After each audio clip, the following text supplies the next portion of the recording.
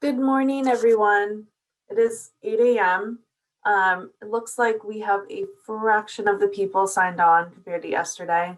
So let's wait like a few more moments. And within that time, Peter can get his presentation set up. And if anyone has any questions or concerns, please feel free to enter that in the chat. And we will start in just a few moments. Thank you. Okay. We've had a lot of people join within the last couple of minutes, so that is good. Good to see some people still have their power. Peter, please feel free to take the floor and start presenting when you are ready. Okay. And of course, yeah, just kind of personal thing here in Sacramento area that the winds are really high. The power went out of my house about 2 a.m. and I thought, how am I going to teach the class with no power, no internet? So lo and behold, yes, I ended up coming into the Caltrans headquarters office. So I'm going to bring on the presentation. Just kind of a recap of yesterday.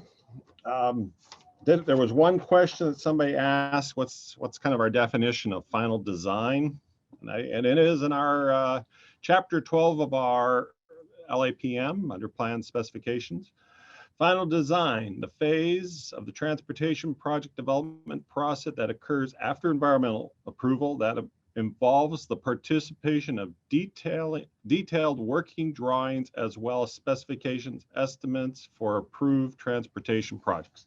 That's the definition. So I think, somebody asks, it's kind of like any aspect that goes into what will be the final plans, final specifications would be part of final design.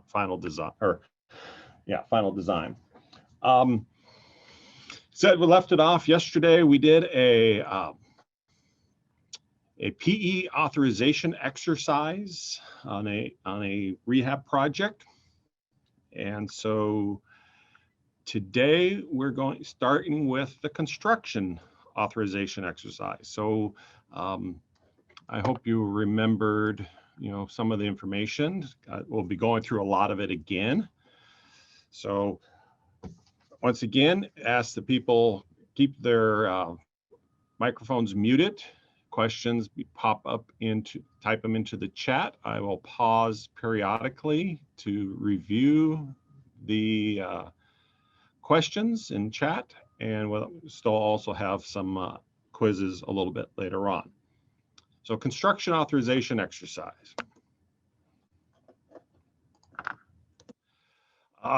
So once again, here's our scenario, same scenario. It's rehabilitate D Street from East North Avenue to East College. And here are the documents that now will be required for the construction submittal. And just to let you know that when you fill out the LAPM 3A in the kind of last part of it, we'll give you this list and tell you which documents you do need to submit. So I refer to the 3A to be a source, and that's what this screenshot actually is, taking that information directly from the 3A. So we're going to be looking at, once again, you're going to be submitting the 3A. We'll need the FTIP again. We've not received NEPA, so we'll be expecting NEPA and the right-of-way certification, the PIF if necessary, and then there'll be a PS&E package checklist, and same thing with DBE, and of course field review. Some of these documents, if you had previously submitted them in a prior phase, it don't necessarily have to mean you resubmit them. Only would have to do it if there was a significant change and that you updated the document. For example, you've done your field review, you don't need to resubmit your field review. We have it. If you'd had submitted any requests for right-of-way and you'd already submitted your NEPA document, once again, you wouldn't need to submit your NEPA, but once again, it might have to be reviewed for if it needs to be revalidated.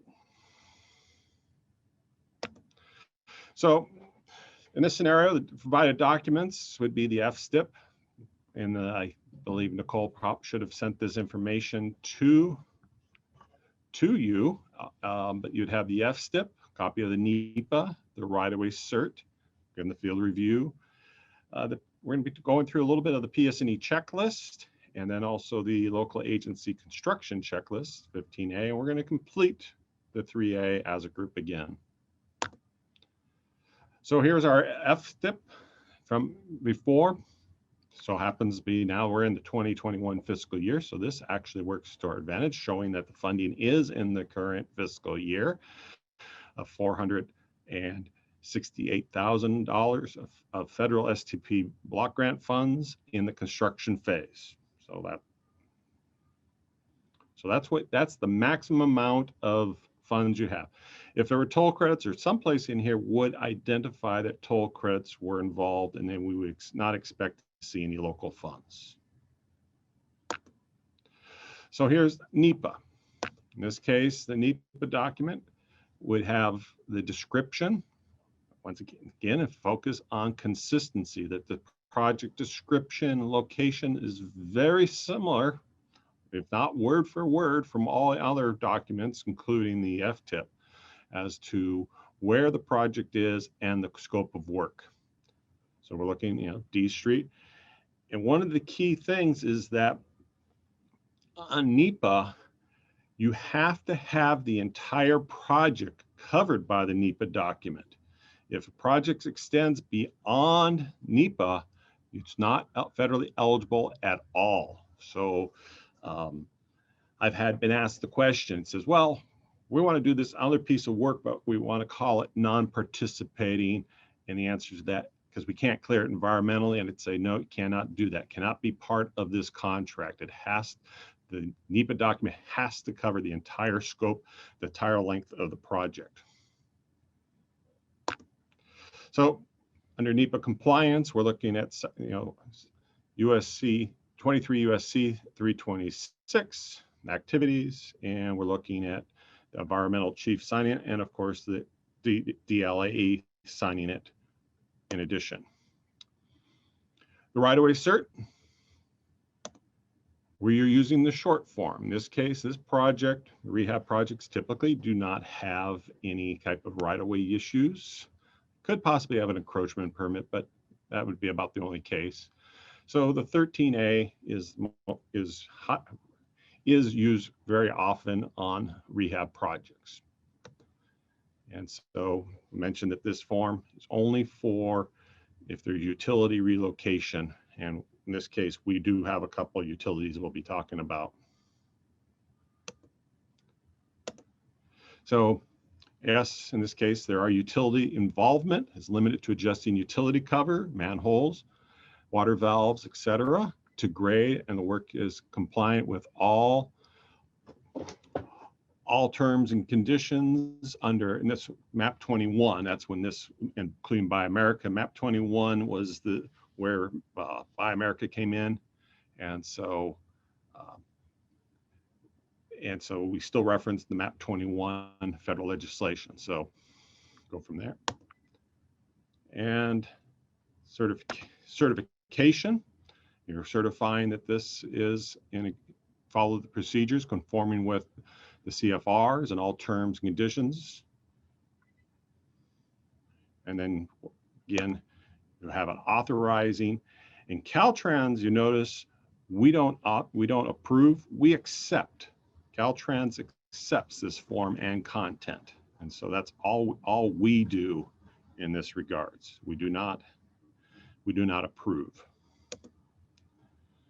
So in terms of the right-of-way cert, we acknowledge that there were some utilities, and we have two different. We have a city manhole, and we have a gas company gas valves. And you'll notice one is participating, one is not. And then as the federal participating have to go through, once it's been emphasized, we go through the procedures, ensuring that we follow all the federal procedures and investigation to determine liability. And so emphasize here adjustments specialists, federal participation have received the federal specific authorization, the 14C. I'm sorry, I have to lean into my computer, so because I can't quite read everything at the angle I'm working at. And so we have a yes on the city utility. And so here's the specific authorization form. Again, talks about the utility. Oops, I'm sorry, I jumped probably too fast for you. So emphasize, here's the utility that's being done, and here's the estimated cost of $10,000. And that information, that estimate is important because that will be showing up on the engineer's estimate that we'll be going through in a moment.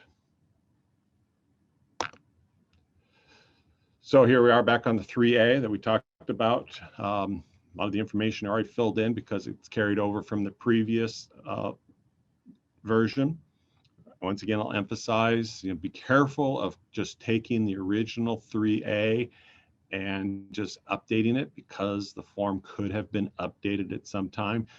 Please just check to see that if it's been updated. If it's not, then go ahead and use your current form.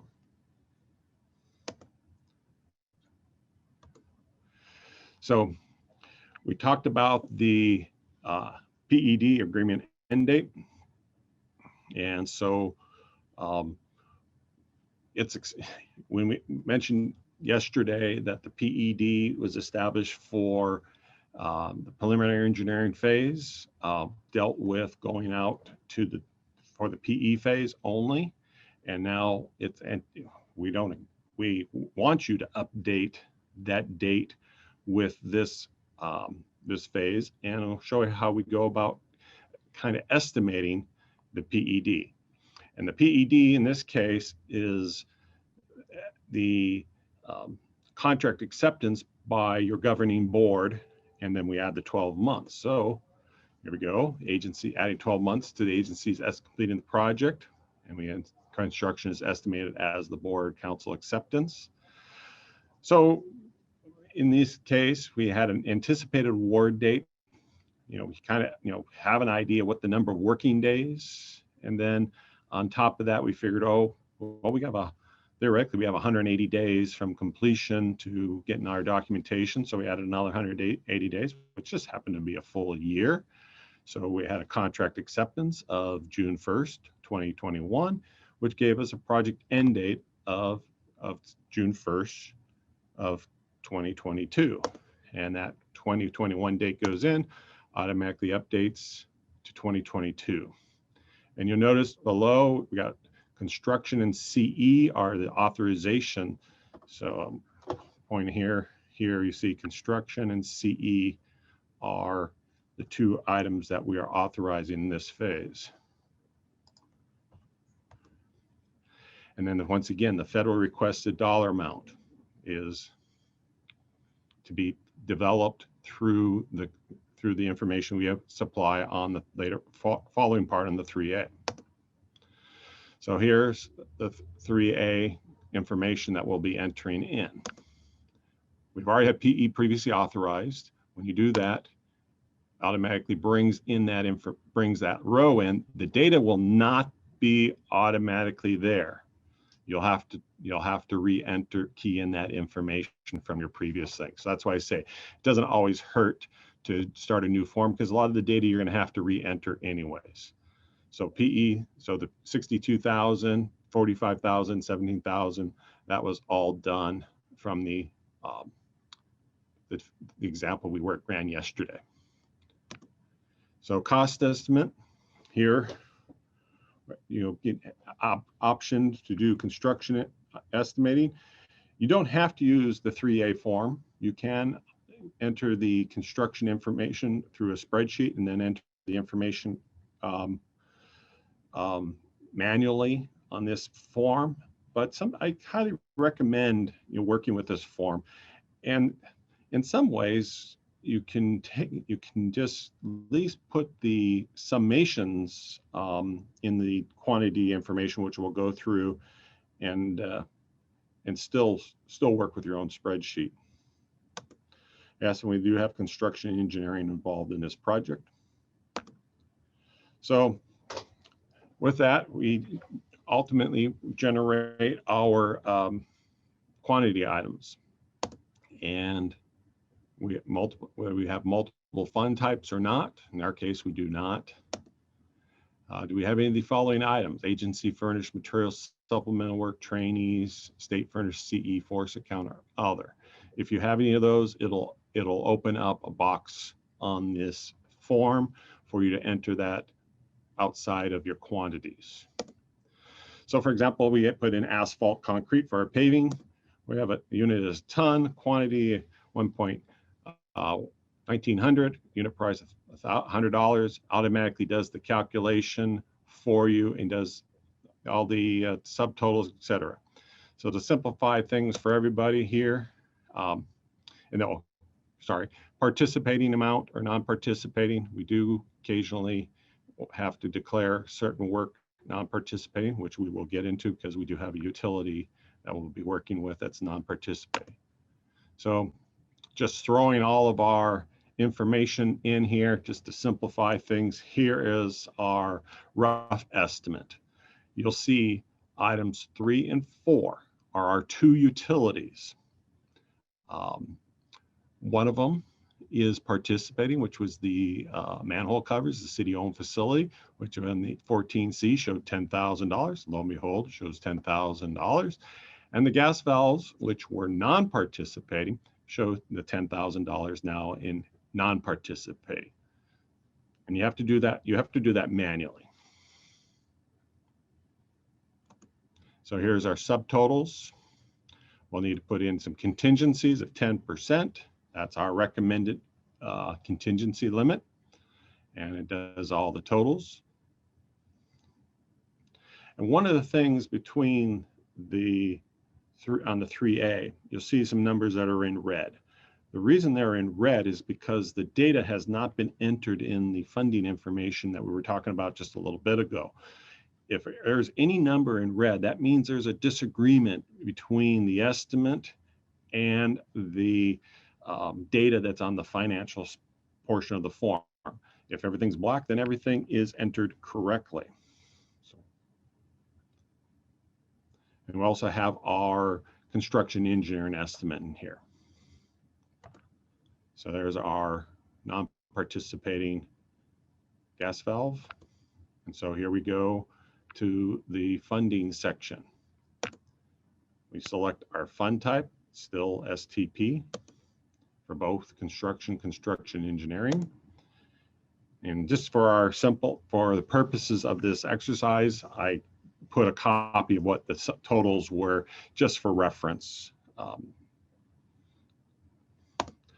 So we know our federal participating costs is $440,000. That comes from our total construction costs. That's the federal participating. So our federal reimbursement rate, this is how we go about calculating it. So we're going to kind of do things a little bit backwards for this example, because we want to, in this case, we want to attempt to maximize our federal funds at 88.53. That's our goal here. And so we're going to do that.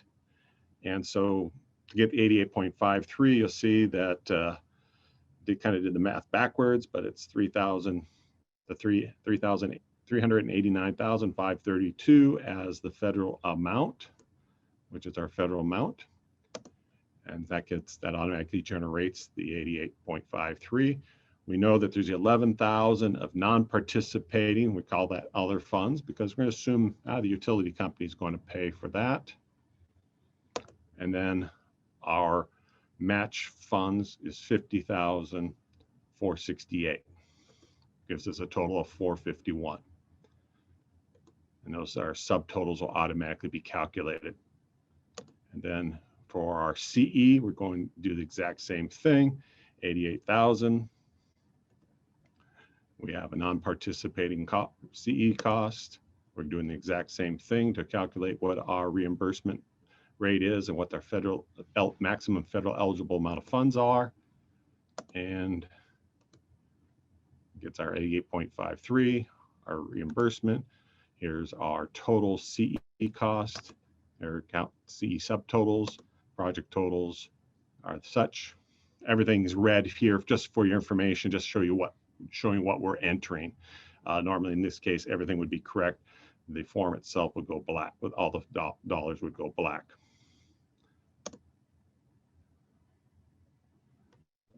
And so we're going to pro rata lump sum again. There we now mentioned yesterday. When's the good time to use pro rata versus lump sum? We use lump sum on the PE phase because it was underfunded, not at the maximum reimbursement rate. And we're going to use pro rata because we are now at the maximum 88.53 reimbursement rate. This is to let you know that you do not have to use the same style reimbursement for all phases. You can change it up. You can use PE. If you're so inclined, you can have pro rata for your construction and lump sum for your construction engineering. They can be different. Oops. So here's our totals. Like I said, this is what the actual form would look like. You would see nothing is in red. And then our total requested amount would be automatically generated from this. And you'll see the total project cost is 512, 438. That includes the PE dollars. So this automatically calculates what is there. I'm going to pause, take a look at the chat. What happened to it? Why didn't the chat didn't pop up for me? Not see any I just saw questions on that. Okay, it just pops up and shows me 4. So I just was okay. All right. So, okay, so this is where we're going to do a comparison. Like I said, we made the attempt here to maximize our federal funds. So we want to now compare this to really what's in the FTIP. Normally, like I said, you can kind of do both at the same time, but this is just a way to kind of work it to maximize your numbers, say, hey, this is what I need. Can I make it work? So you do need to go and compare it to the FTIP. So we bring up our FTIP, and you'll see that our construction there was 468. Go and behold, compare that to what we're requesting. And yes, we are good because we are requesting a little bit less than what is programmed in the FTIP. So then on the 3A, we do have a certification. The PSNE certification is included in this form. So to be certified, you have to have a registered California registered engineer, civil engineer, sign off on this with their date of their license. And of course, once again, the responsible charge certification.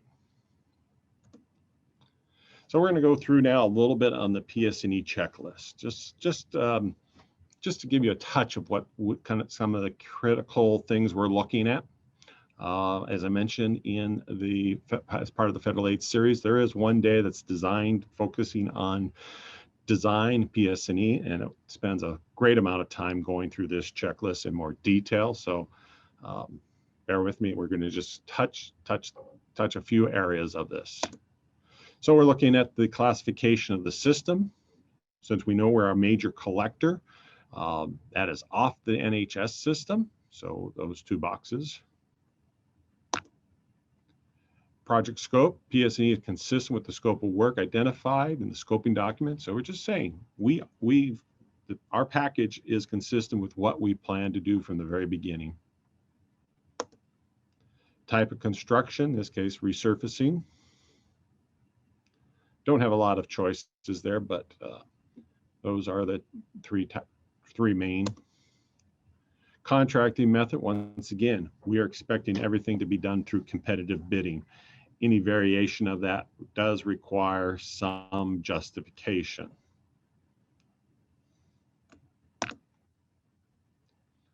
Environmental analysis, that our PSNE is fully responsive.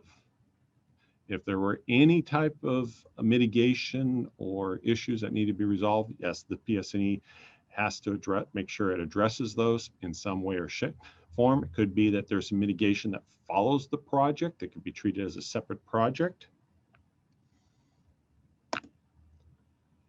Value engineering, like I said, this project is not a bridge. Of course, it's less than $10 million, $50 million, sorry. And so value analysis is not required. Geometric design, in this case, it's a 3R. And you can use local design standards in this case. It's not on the National Highway System either.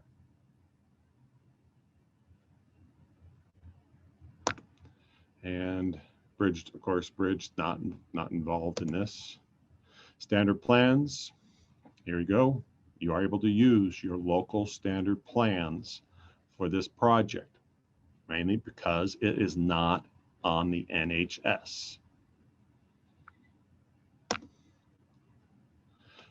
So then project, make sure you have all the proper information, things included in your plans, cover sheet, traffic control plans, erosion control plan, ADA.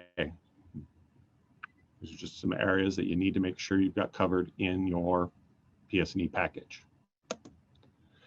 And then standard specifications. You can use your local standard specs for your own project. And advertise and award. We're now on the 15A. 15A is just kind of a place to just double checking yourself to make sure you're following all the federal procedures. So project advertise. Projects are not advertised until authorization. Here's another reminder of that. Authorize before you advertise. And a minimum of 3-week advertisement period is required. So we stress these 2 points with this form. Contracting bid, and once again, these are reminders, absolute reminders, just how to do the bid opening. All bids are open publicly, read aloud. Federal projects, a list of the bidders,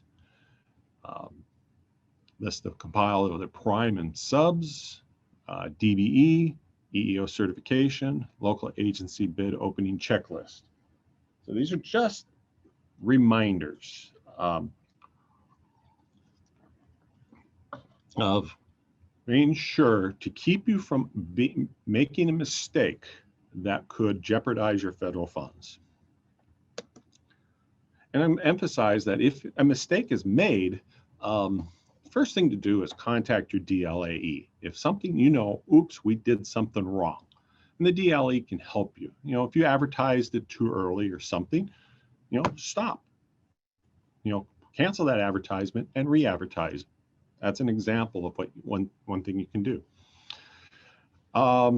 Contract award, of course, award is here. Contracts awarded based on the lowest responsive bidder from a responsible bidder. So you've got 2 things, responsive and responsible. And then for all NHS projects, bid analysis performed and no negotiations with the contractor occur prior to award.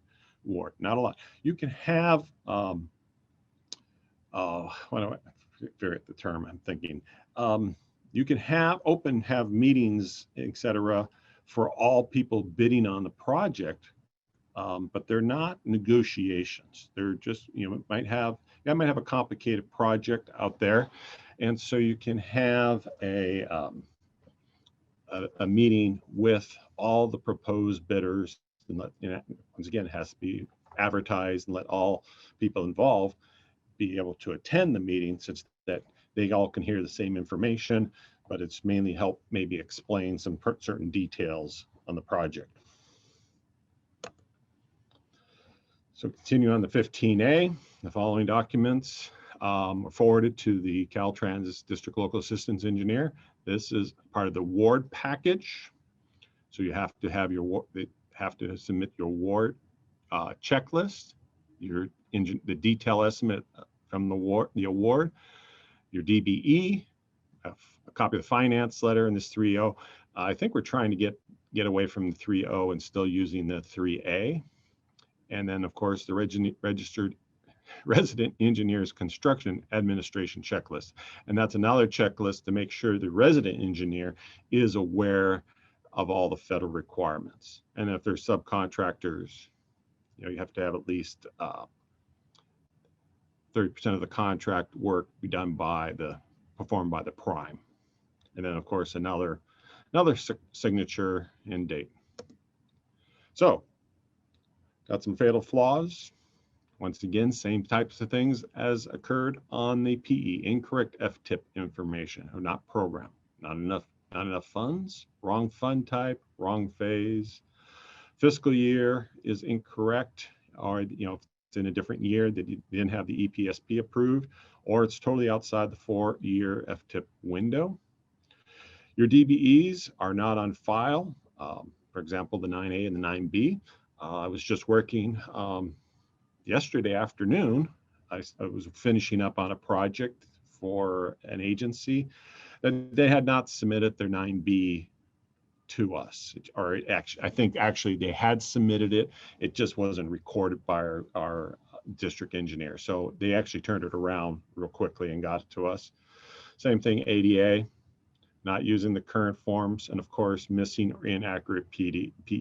We do look at that. We want to make sure that you do enter dates that are accurate and not something that could ultimately put you in a disadvantage, such that you timed it out too tight of a time period, and that at some point you may get in the position where you have to extend the date, or if you fail to extend the date, you make some work fairly ineligible. For construction, we have to have a quality assurance on file, and it's good for 5 years. Of course, our estimate doesn't match our finance letter or program. And that's one of the things about the 3A, is that we do help develop that the estimate and the finance letter do go in agreement. The estimate's not segregated, or not segregated significantly. I've seen cases where there was a project where they had it was a bridge replacement. They had 10 items and everything was listed as lump sum. Wasn't very beneficial, didn't help, and so wasn't able to process it because it was just not detailed enough. The PS&E checklist is not complete. NEPA description doesn't match the FTIP or PS&E. NEPA is not current or needs revalidation. And same thing with right-of-way. CERT is missing information, doesn't match estimates. So if you have, like I said, looking at the 14C, it has an estimated dollar amount there. If you get into the long form, it has some other information in there about estimates. And so we want to make sure those things. So I mentioned again, the NEPA document is critical because it has to cover the entire length of the project. Now somebody will ask, probably out there, what about the FTIP? Can we do work outside the FTIP? And that answer is yes, you can, but it just not be federally eligible. So NEPA, you cannot. It's the FTIP, you actually can. Okay, I'm going to pause. Are there any questions?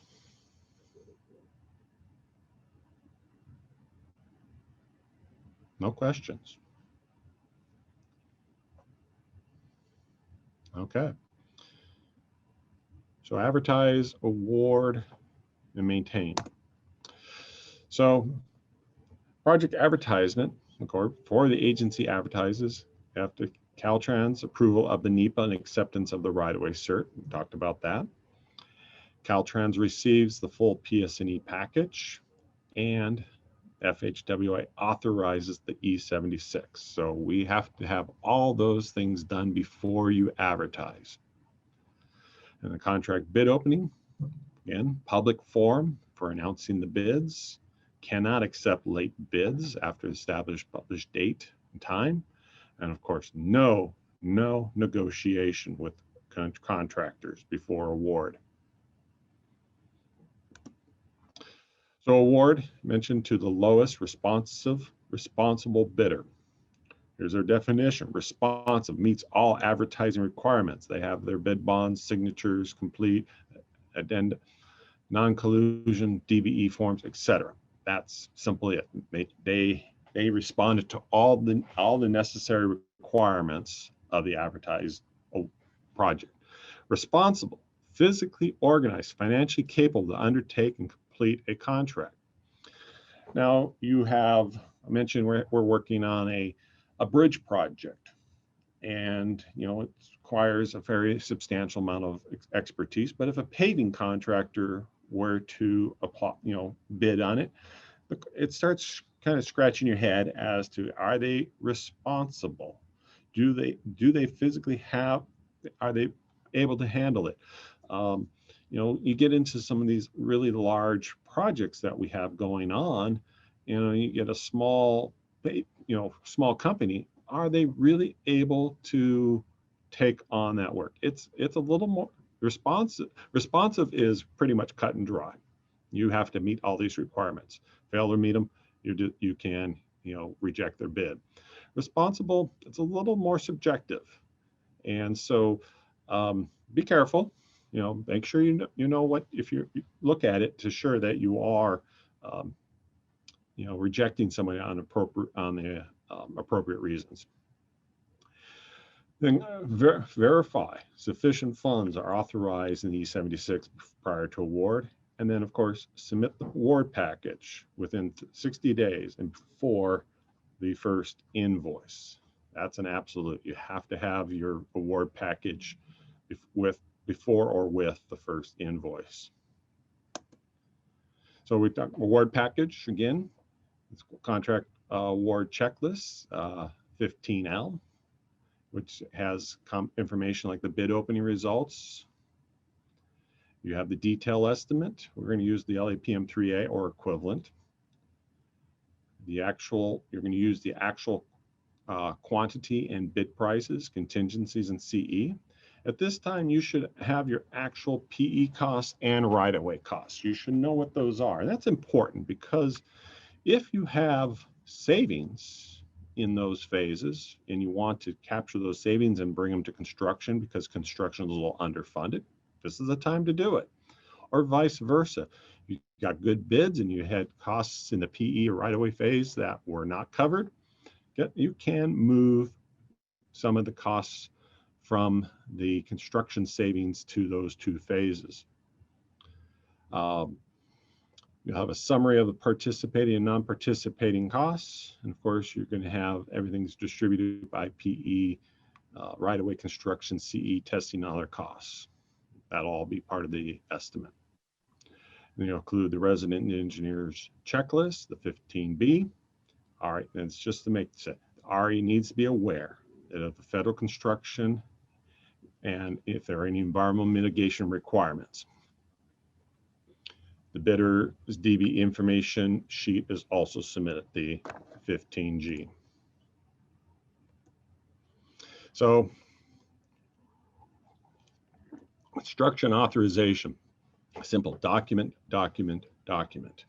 You make sure you get everything done properly and that you have a standardized filing system, and our LAPM Chapter 16 and also the Caltrans construction manuals have information regarding to that.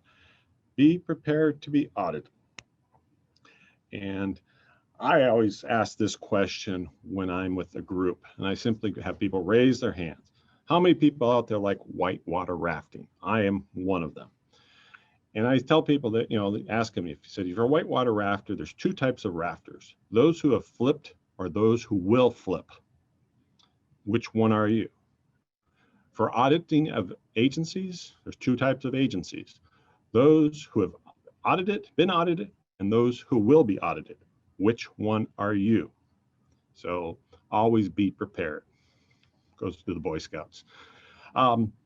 If you have all the documentation done, it makes it easier to close out and get fewer claims, and emphasize, once again, emphasize the need for pre-conference construction and partnering. So you do have the ability to do that.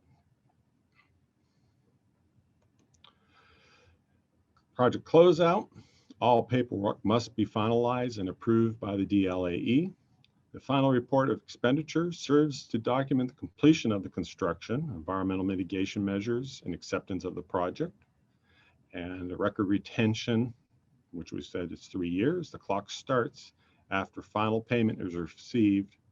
After final payment is received from Caltrans. Actually, final report has been submitted, and we make the payment.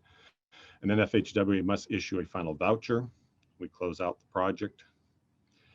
And local agencies must maintain a completed projects for inspection by Caltrans staff.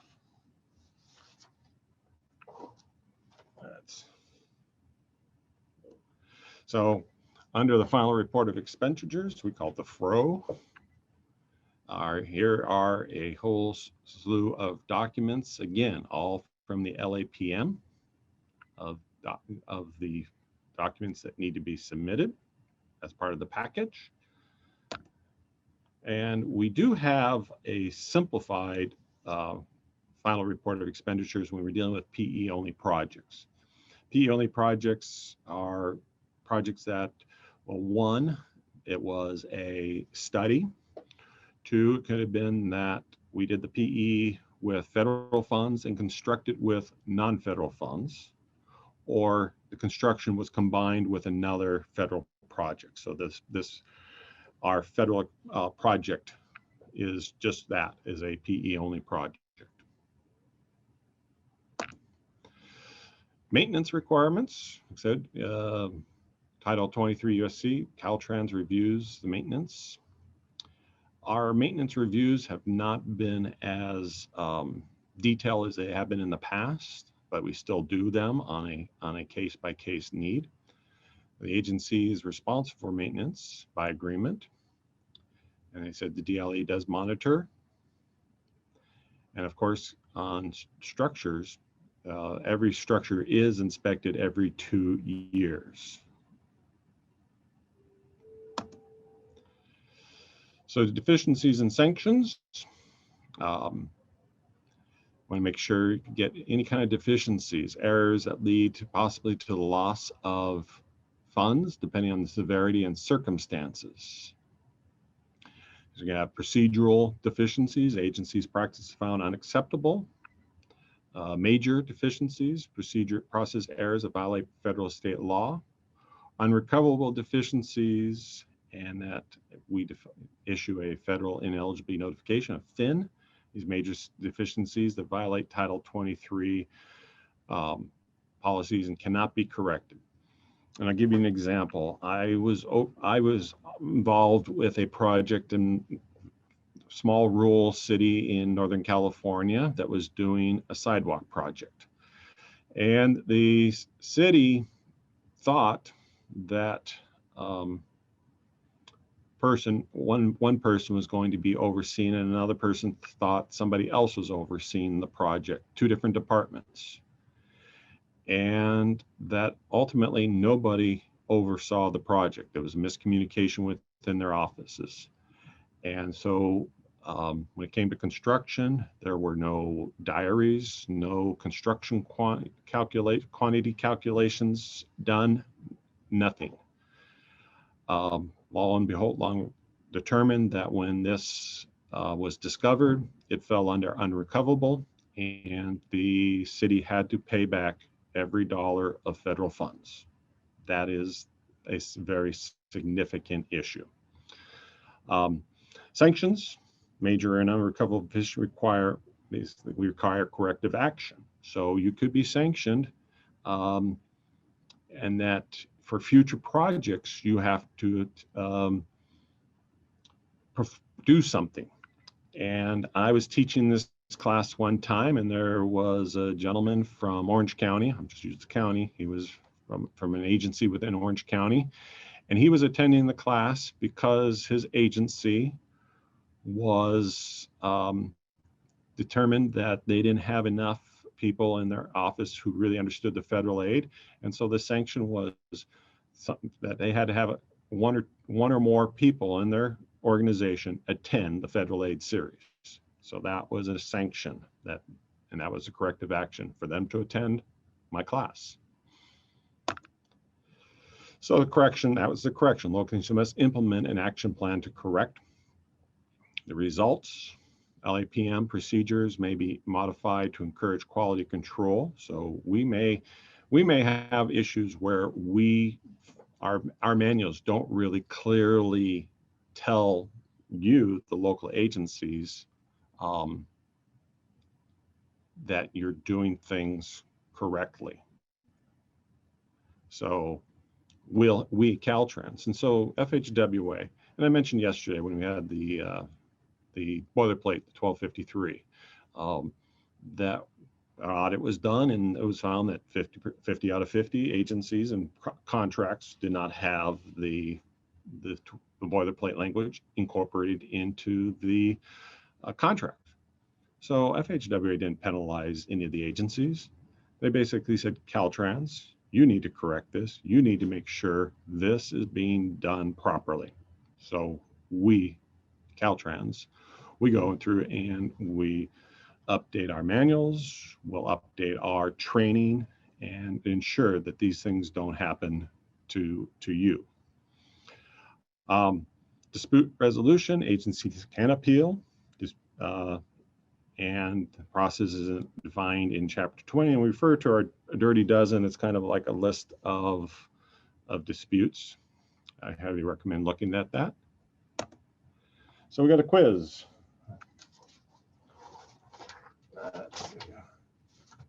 Where's my?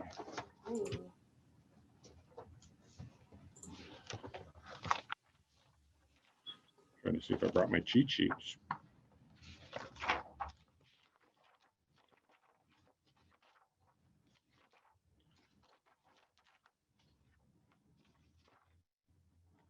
You have the first quick question, Nicole? Yes, give me just a moment. I want to make sure I bring up the correct one. Yeah, let's see. We are on. There are a few questions in the chat. Okay, I'll go to the chat. Let's go to the chat first.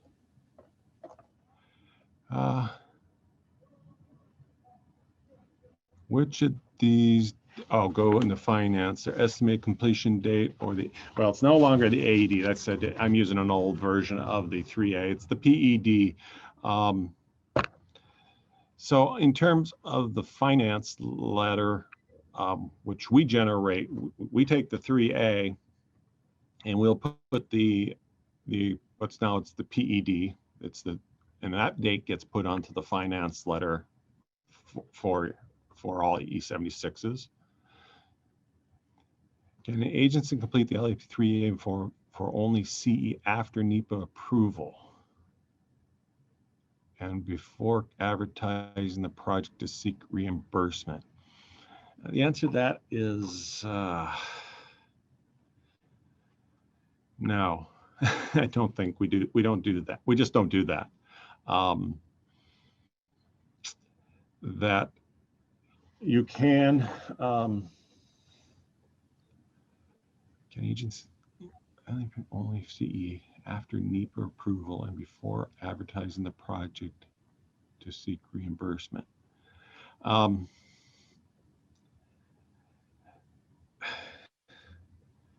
assuming you're thinking seek reimbursement for the CE, activities that go to advertising the project utilizing CE funds. So we would want to advertise or authorize both of those at the same time. Now, if you have PE authorized, the intent is to utilize the PE funds to get you through the advertisement phase. So the answer to that question is no, we don't authorize just CE only. There's another. If there are toll credits involved, it doesn't matter whether toll credits are involved or not. Your toll credits are just federal funds, and so always don't think of toll credits as its own fund type. It is whatever fund type, federal fund type we're dealing with. Oh, I'm sorry. Just if there's, then would we assume a reimbursement rate of 100? Yes. Toll credits does require, our policy is that to utilize toll credits, the funding must be 100% federally participating. If you have other work in there that have to be non-participating. So the example of our construction project, that could be 100% federally participating with the $10,000 plus the contingency as non-participating, which of course would still stand alone. So our policy is yes, toll credits, we would see 100% reimbursement ratio. Can an agency complete LAPM 3A form for only C after? No, I just read that one. Why did it jump? Why are toll credits involved? Just jump. What metrics can be used to determine if a contractor is responsible? Ooh. I don't think there is anything that's responsible. Let me look at something here.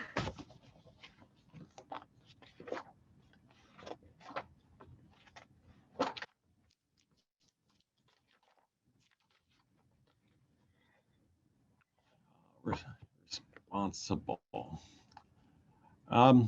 That's a real tough one to answer. I don't know if there's really any hard, fast metrics. And that's part of it. Don't want to,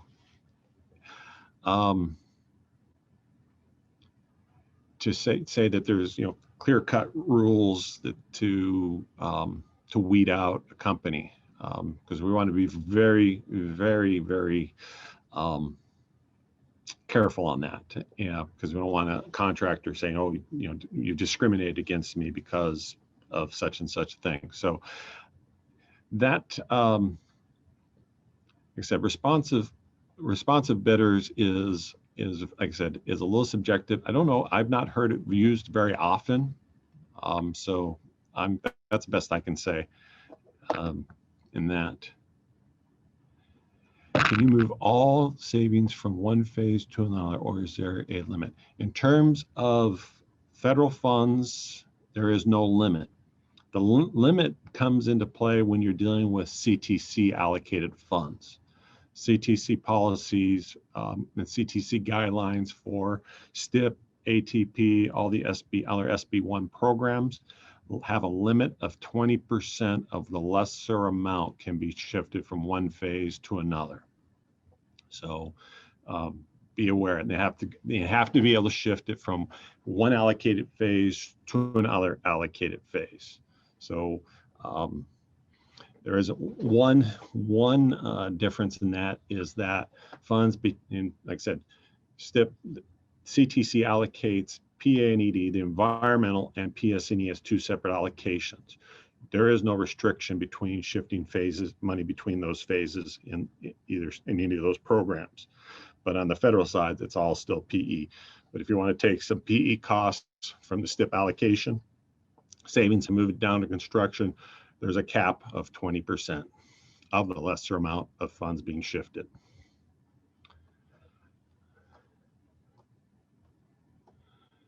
Okay.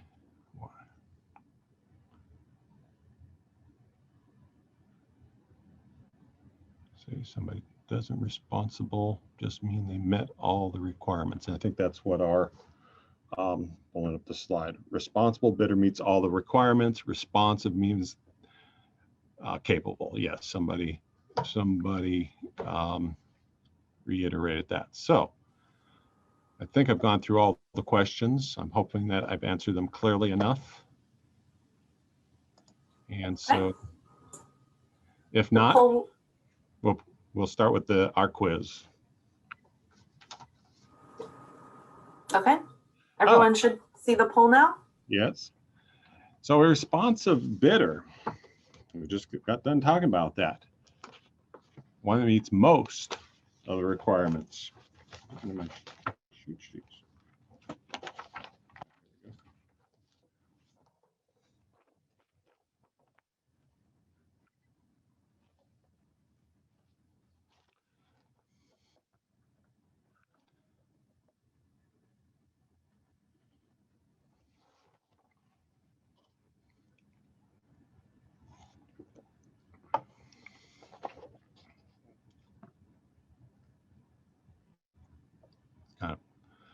Okay, and the answer is false. They don't have to meet most of them. They have to meet all of the requirements, people. So, next question.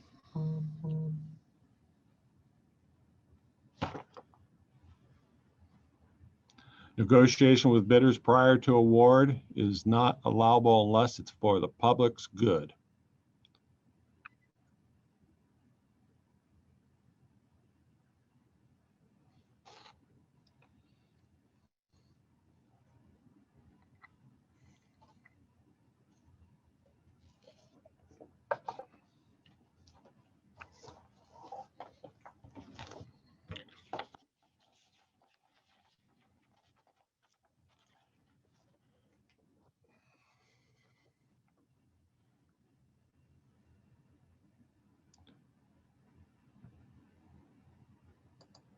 And the answer is false. And the simple fact that it is never in the public's good to any negotiations.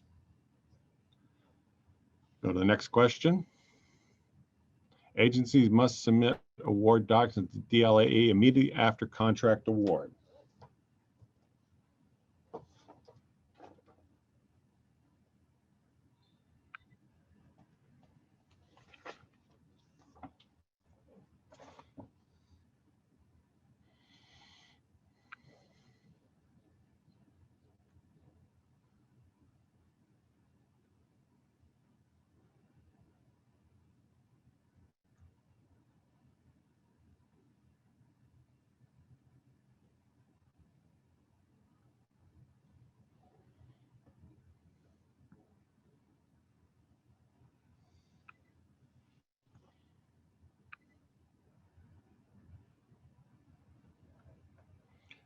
Okay, and the answer is true. We define immediately after award, but we do have a window of 60 days that it needs to be submitted. But yes, it really should be done almost immediately, just so we ensure it gets done. But there is a little bit of a window there to ensure that you follow our policies. Next question. Agencies are responsible to maintain federally funded projects for their normal service life.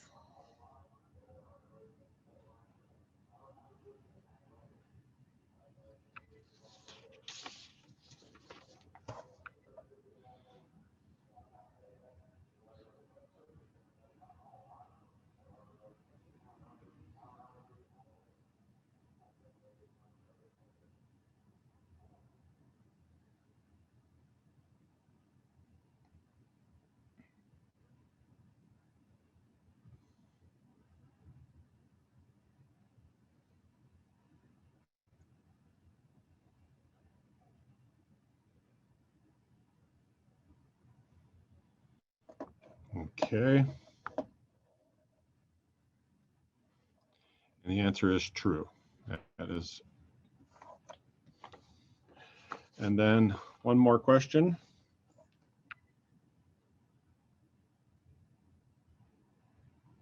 All local bridges, whether or not constructed with federal funds, are inspected by Caltrans every 5 years.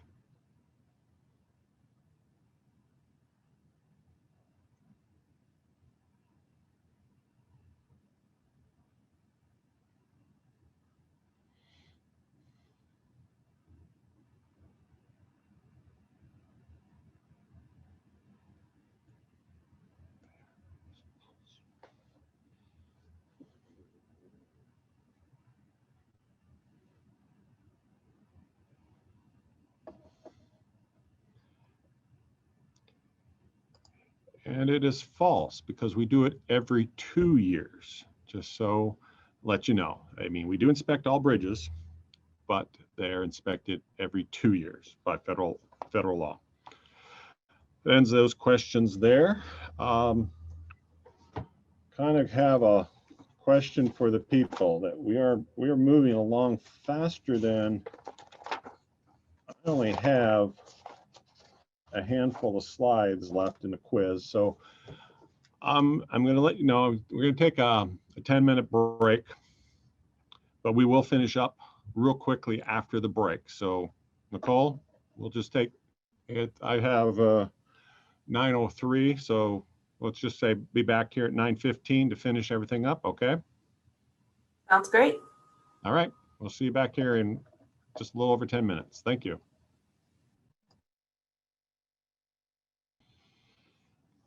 Nicole? Yes. I got 9:15. Okay. So you can take away the polling questions. Oh, it is closed on my end. You just need to exit out. Thank you. Thank you for reminding me that.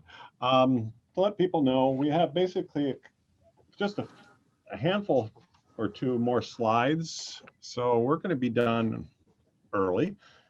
And so, but once again, I will make a point of staying online for a little bit afterwards to answer, to help answer any questions people may have. So we'll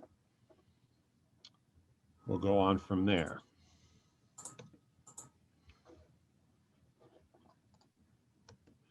So accounting and invoicing. Interesting thing about invoicing, as a Caltrans headquarters engineer, we do not get involved in invoicing at all. The invoices go to the district, and they go directly from the district to our local programs accounting. So, but I do have some knowledge to help answer any questions you may have in terms of working with our accounting and invoicing. So the requirements of seeking reimbursement. One, you have to have your master agreement signed and executed. Same with your program supplement. Must have the E76. Along with the finance letter, and if you're in construction, you'll have to have your award package. And for indirect cost rate acceptance letter also. So this is an example of what we call it, our LP 2000 finance letter.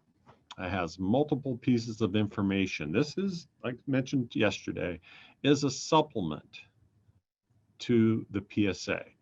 And we issue typically one PSA for the project and then update it via the finance letter. So we execute the PSA for the PE phase. The construction PSA would be supplemented with a revised finance letter. So mention a couple parts of this is the upper right is the date. And like I said, this is project information, shows you what your federal project number is, has the Advantage ID, that's our Caltrans funding coding, and agreement end date. Once again, it's back, changed it to project end date. In the finance letter, you see federal appropriation code. We established the appropriation codes here in headquarters based off the type of funds that are involved. So in this case, it's a CMAQ project. And therefore, we always tell the district, they'll ask us kind of what code should we use. It's always subject to using the most current codes. In that case, is Z codes were established under the FAST Act, and almost all codes start with the letter Z. But we sometimes have funds, and we may use older funds for a project, but it does not impact you at all. It's just you need to know the appropriation code, so when you do put your invoice together and submit it, you're using the code. Signature just shows the case and who the person who approved this. In this case is with myself. And then at the very bottom, you'll see that they're referred to the reversion date. And the reversion date mentioned yesterday also is the state budgetary deadline of being able to expend those funds. And it is state on a state fiscal year, so always June 30th.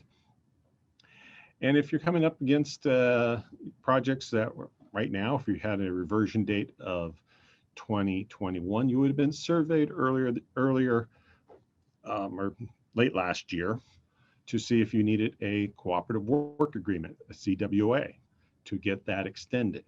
So if your reversion date is coming up on, say, this this June, you need to get your invoice in well ahead of that to allow time to pay it. June 30th is not the date you submit your invoice, but that's when the budget funds lapse. So you have to have your invoice paid by that date. So I think we tell people to get your invoice in usually about the middle of May to get to ensure it gets reimbursed before the reversion date. So invoice preparation, we have LAPM Chapter 5. We have a invoice checklist, which are LAPM 5A. You have to follow required format. You bill by phase of work. There's supporting documentations, and of course, you have to do a final invoice. I mentioned earlier that the invoice process is a reimbursement program. So when you submit your invoice, you have to submit your invoice, your checklist, and your billing summaries. You have to have original plus 2 copies. And then our invoice policy, you want to do an invoice at least every 6 months, maximum of once per month. You know, typically if every agency invoiced once every month, our staff would be overburdened with invoicing and probably not have the ability to do other authorizations. We have a 60-day processing time. These are just, approximations that the district has 20 days, accounting has 25 days, and then the state controller has 15 days. We do a retention on construction of 2% or 40,000, whichever is greater, and that is released, retention is released with the final invoicing. Dispute, why are invoices rejected? I'm sure almost everyone out there probably has had an invoice rejected.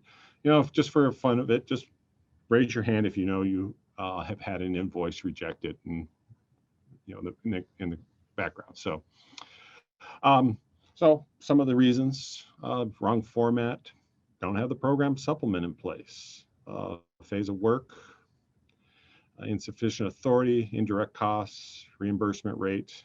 And of course, you did not have the award package with your construction. So those are just some examples.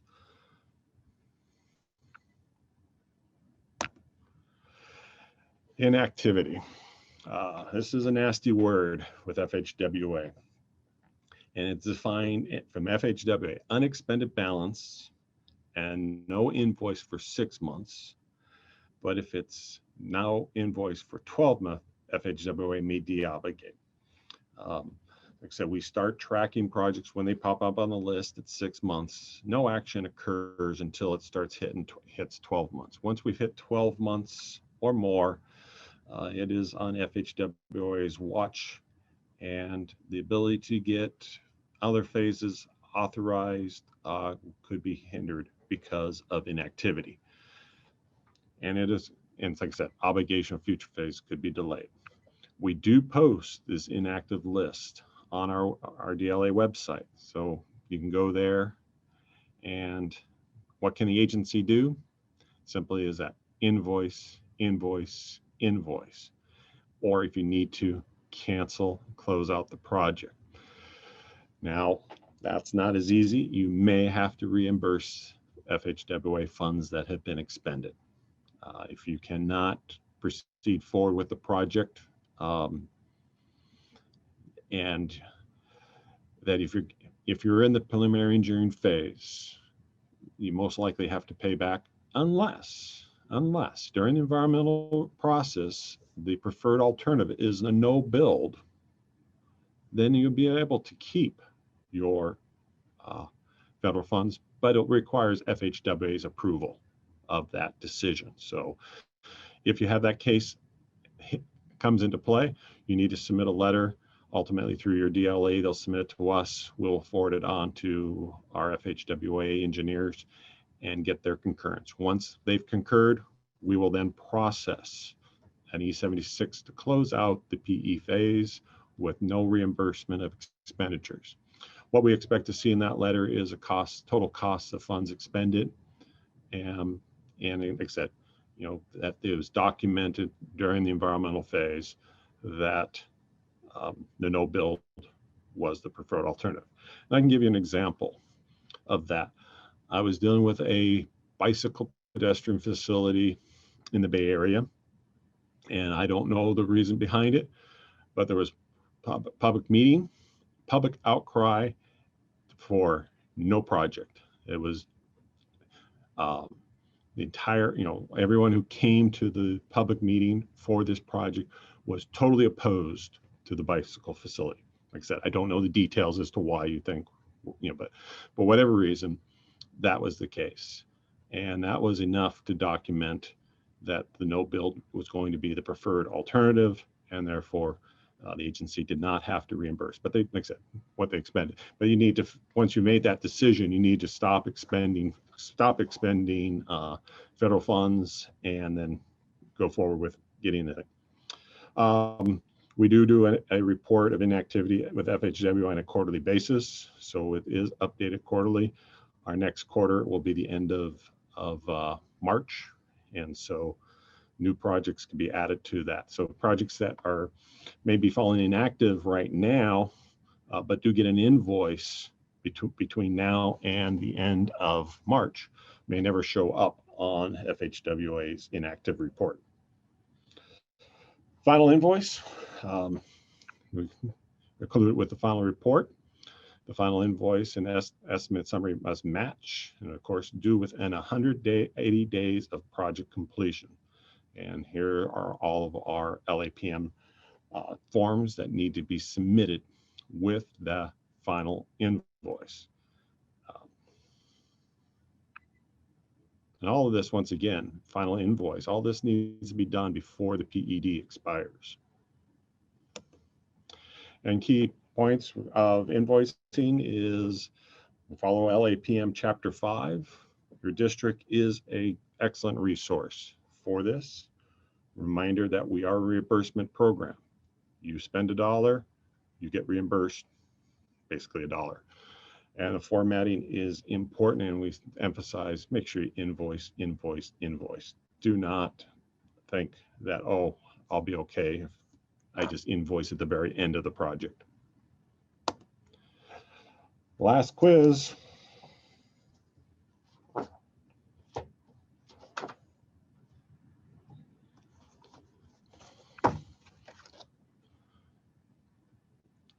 Okay, all reimbursable work must be claimed within how many days of project completion?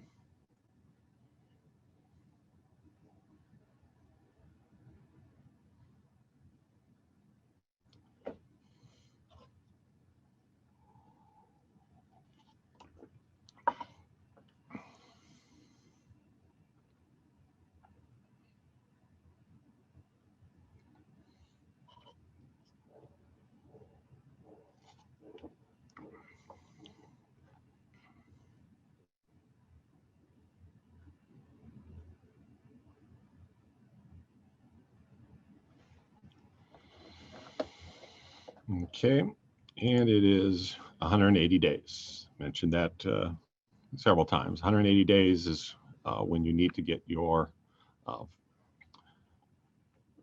claims in, or final, billing in. Okay, next question. What agreements is or are required for reimbursement? Select all that apply. I'll give you a hint. It's more than one.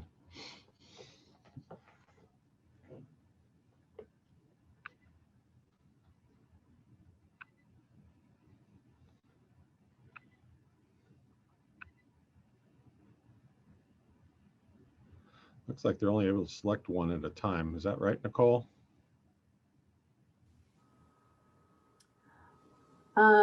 Yes, but multiple so there's answers can be answered. So we'll see it toggle. I just see it bouncing between two different things. You guys are correct. Both the master and the program supplement have to be in place for. And one more question. Last question. Costs incurred prior to authorization date are eligible for FHWA reimbursement. Come on. Actually, this is a little bit of a trick question.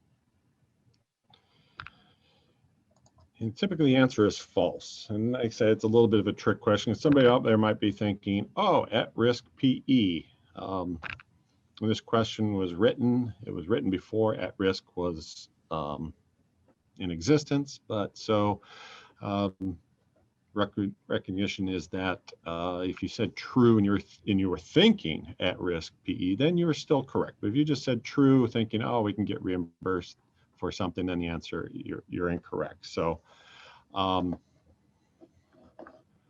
that is it in terms of questions.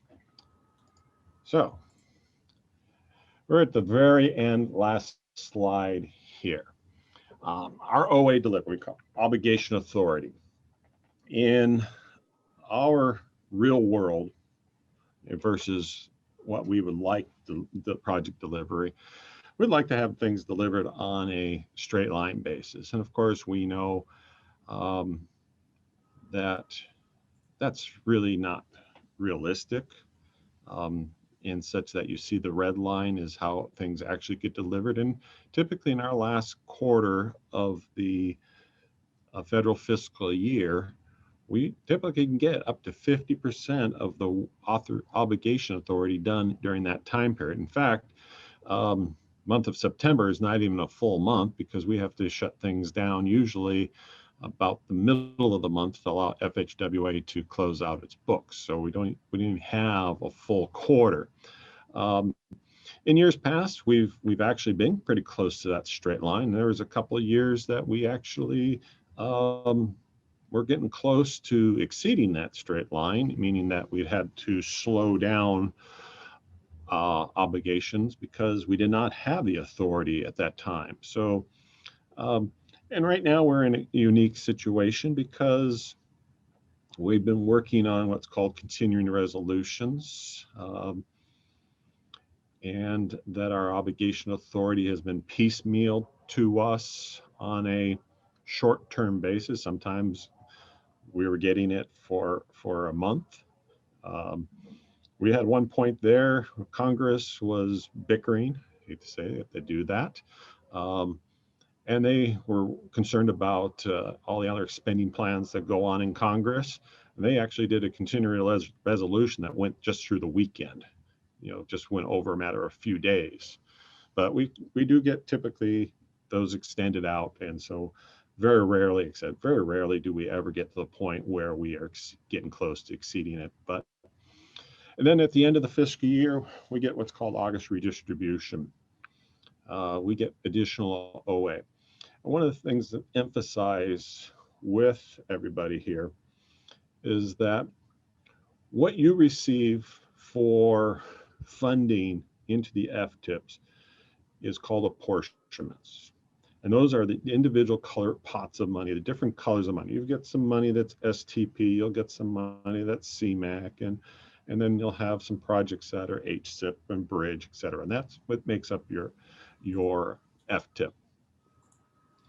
The OA is the funding umbrella. It's the overall total amount of obligation authority that California receives on a year-to-year basis.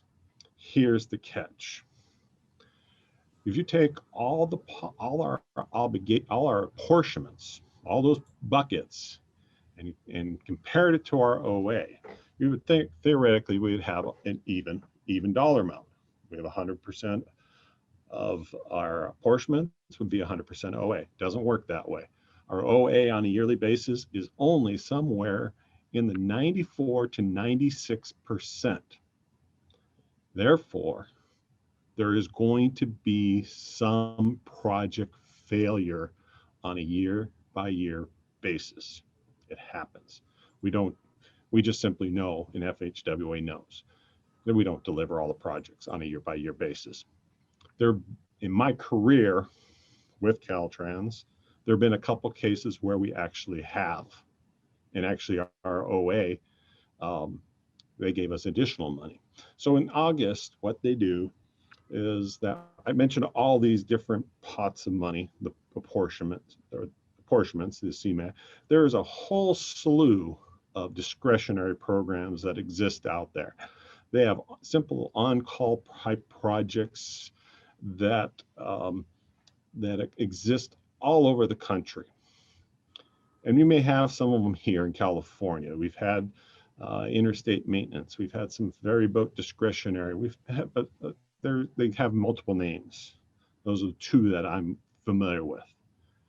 But then those projects come with, they don't have you have a certain dollar amount, and it also comes with its own OA. So it's 100% OA for that project.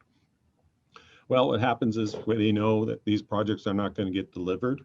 And so all that OA for those discretionaries get all bundled up together and then is redistributed to all the states that have shown commitment of their OA delivery and is distributed. So so it's done during the month of August. So the first part of September, we can get an additional OA. So it takes, like I said, we're in the 40 to 90, 94, 96%. It can take us up to somewhere up to 97, 98%. So we do almost deliver our full program. Of all the years past, California has delivered 100% of its OA, including the August redistribution, for over 15 years consecutively. So we've been very good. It's partners like you local agencies that allow us to be successful. And with that, allows us to get that additional August redistribution money. So I say thank you for what you do. With that, I am finishing up here. So I hope we've met your objectives and expectations.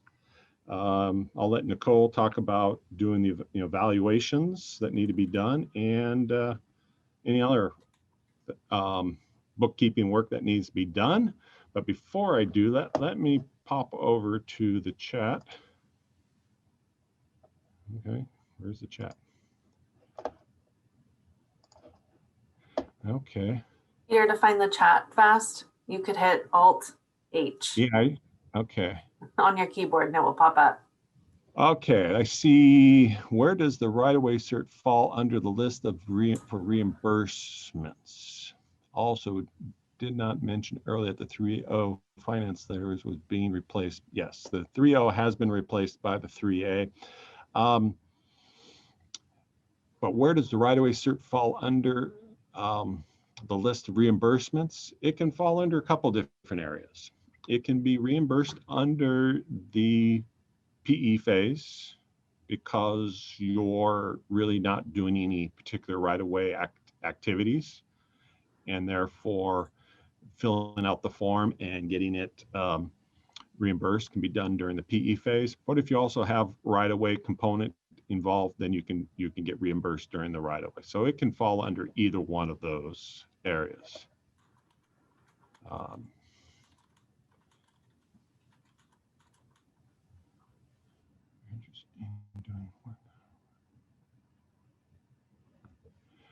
It says if any of the Corps, I've seen Conservation Corps are interested in doing the work, how is that gone about?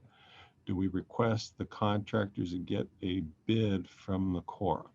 Yeah, we have some of our ATP and some of that areas have requirements to utilize Conservation Corps. That's typically put, I think those are typically put in some applications.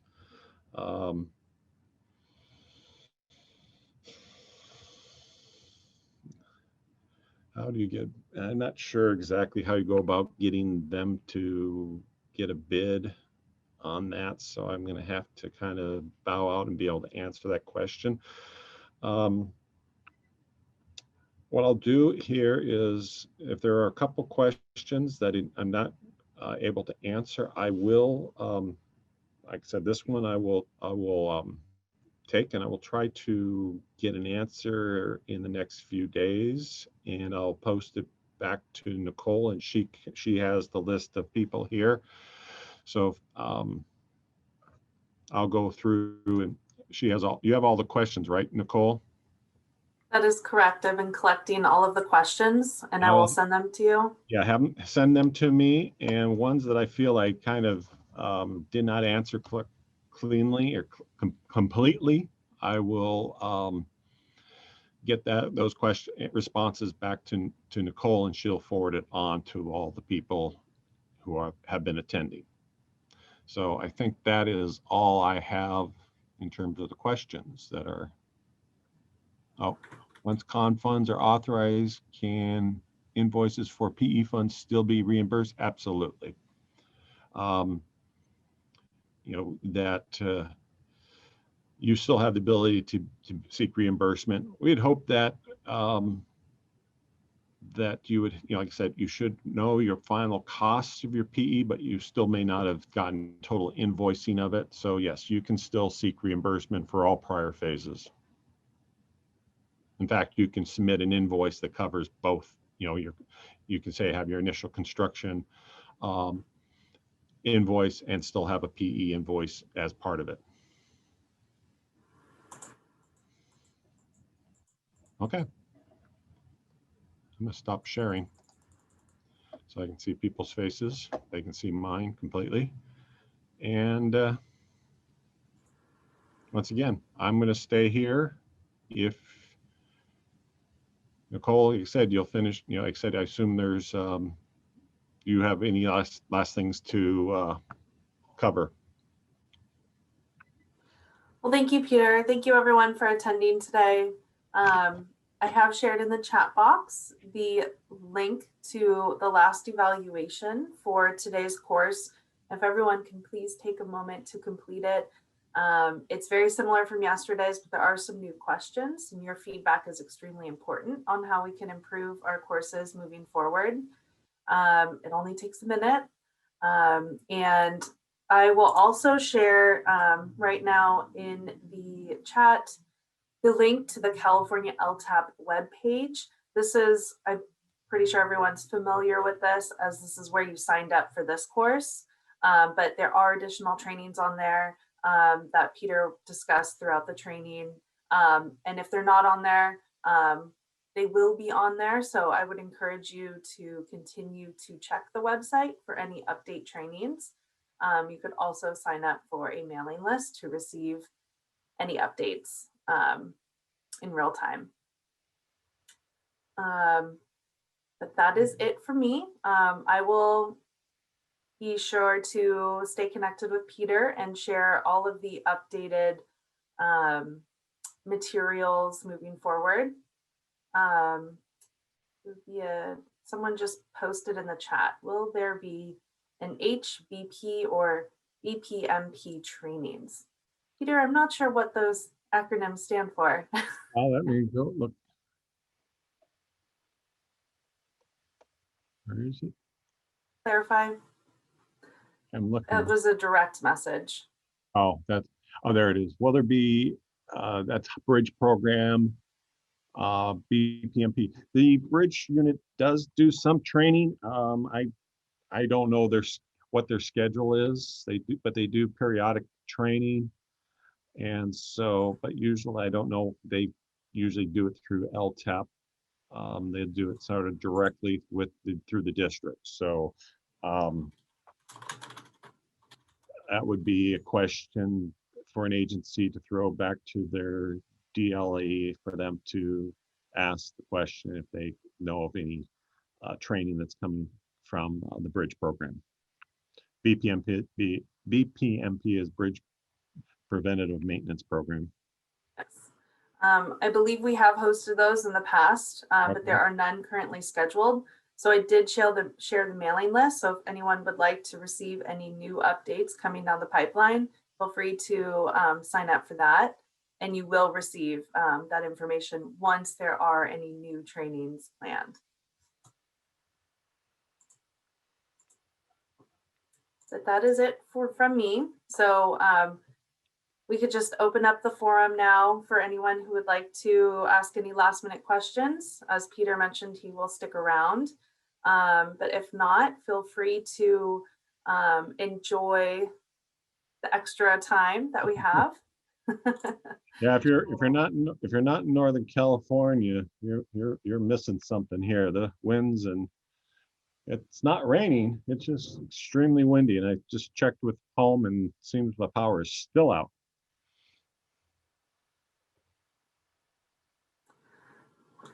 Yeah, there's a lot of people affected by this crazy storm last night.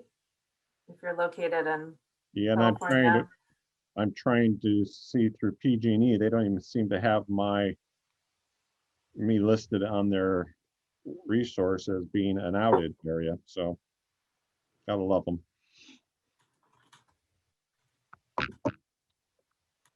Hey, Peter, I have a question. Jeff Valero's here. Go ahead, Jeff. Just purely curious, do you know why the CTC breaks up the PE into PAED and PSNE? Not off the top of my head. I think it's been historical. When we started incorporating the support cost into the STIP, that's when it started. They broke it down into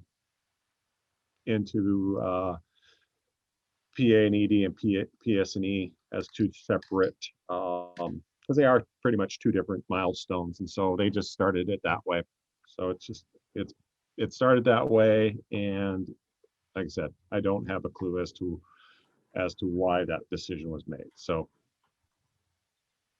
Gotcha, thanks.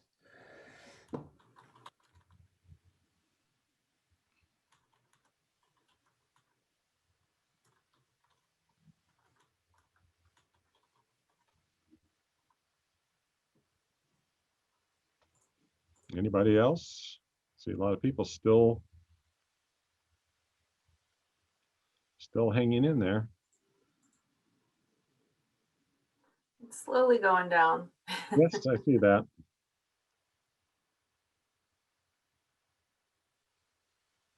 Like I said, it's been my pleasure teaching this class. Like I said, it was a unique experience teaching it this way. So I hope to go back to teaching in person. I find it much more enjoyable. Yeah, a lot of people share that same feeling. But having these online courses do offer trainings to a much broader audience. Oh, absolutely. Different locations. So there's a lot of pros and cons. So I imagine there will be a mixture of these types of formats moving forward. Yeah, no, I mean, for example, a typical classroom environment may be 30 to 40 people. Here we're like almost up to 80. So we were able to handle a lot more people getting the information. So, and other organizations I'm involved with, yes, you're able to contact with people. Like I'm in Rotary, and we had a Rotary meeting with a club out of Nicaragua. And so, other than the language barrier, it went well. we had translators to help. Hi, Peter, this is Misha. I have a question again about the construction engineering. So we have a project where it's partially federally funded. We plan to use the funds just for the construction phase. So we're gonna be taking care of all the costs for the preliminary engineering. So when we're filling out our forms and seeking approval for the construction phase, if we also want to authorize construction engineering, wouldn't that get kind of convoluted if we used our own money and our own consultant and didn't have to really follow federal rules for doing the preliminary stuff, since that portion wasn't federally funded? Would it get confusing to try and authorize? Okay. No, not at all. Where you could possibly get into trouble is that sometimes you might want to keep a consultant on board to help with, say, a change order during construction. Then you might get into a little bit of trouble because that consultant was not hired, but as long as they're not paid reimbursed with federal funds during the CE phase as a CE component, then you can still keep them on board. So that's just one issue that you have to just be careful with. But yeah, no, if you did all the work, and it's very common. I mean, I see lots of projects where, you know, federal funds are a limited dollar, and a lot of agencies simply go, we want to do the project development with our own dollars and do it our own way, hire the consultants we're comfortable with, and not federalize it. That's perfectly acceptable. And in that case, if you have project costs that when you initially applied for the grant, you said, hey, we're gonna spend 50,000 of our own money, we're gonna get reimbursed for 150K, but turns out while you were in the preliminary phase, your local agency's project costs now went from 50 to 75. Does that really matter in terms of when you're filling out Exhibit 3A to show that as the full project cost, even though you're not going to get reimbursed for it? If you're not asking for federal funds, like I say on PE, you do not need to show that information on the 3A. If you're developing the project solely with your own funds, the 3A does not need to show PE funds at all. So then how do the numbers match up if you're doing the math on the second form where you're showing all your adjustments, all of your bid quantities? Do you just it would just be for the construction and construction engineering amounts that would only be accounted for. Okay, so you would just put down what you consider participatory costs, and then on for construction engineering, yes. Okay, thank you so much.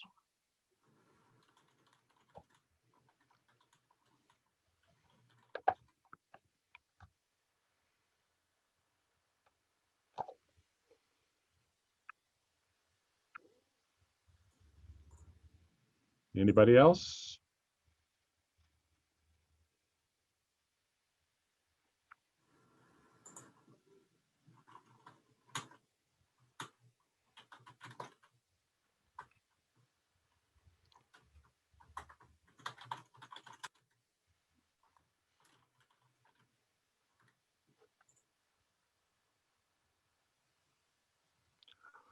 Well, Nicole, it doesn't look like there's anybody else who's got a question. I'm going to give them one last shout out. I think that's fair. So it seems pretty quiet. Getting a lot of glare from the window on the side of me.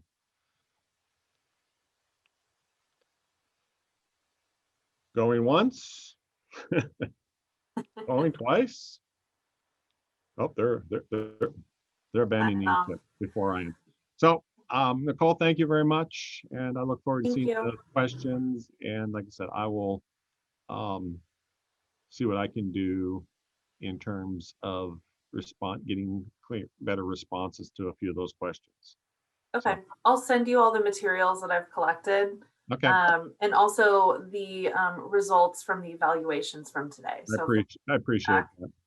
Or any questions that anyone added. Okay. On there. Yeah, if something pops up. Okay.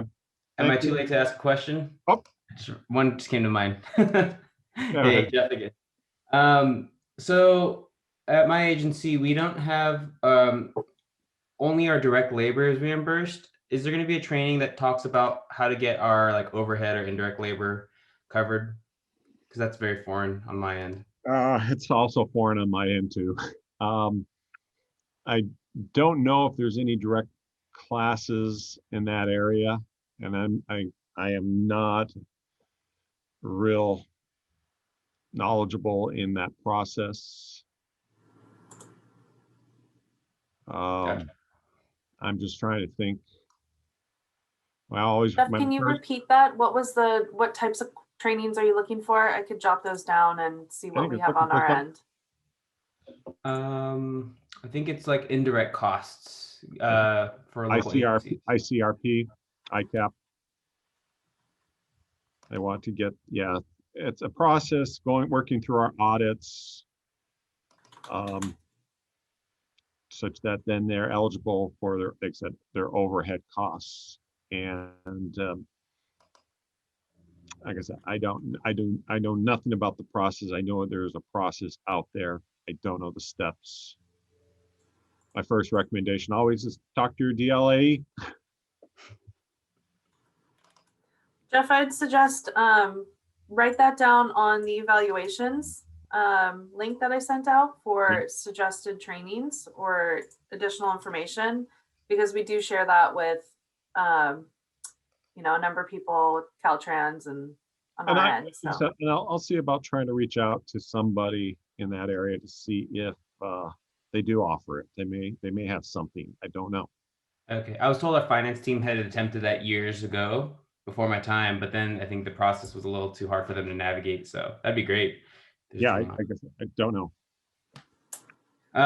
Nicole, I already filled out the survey, so I didn't want to, you know, stuff the ballots and refill it out again. Okay, yeah. I'll add that on there. I wrote it down. Thank you for being so quick. All right. Thanks again, you two. Thank you. All right. Well, I think I'm going to call it a day and venture back out into this crazy weather. Yeah. And thank you so much for thinking on your toes and making it happen. I really appreciate it. Yeah.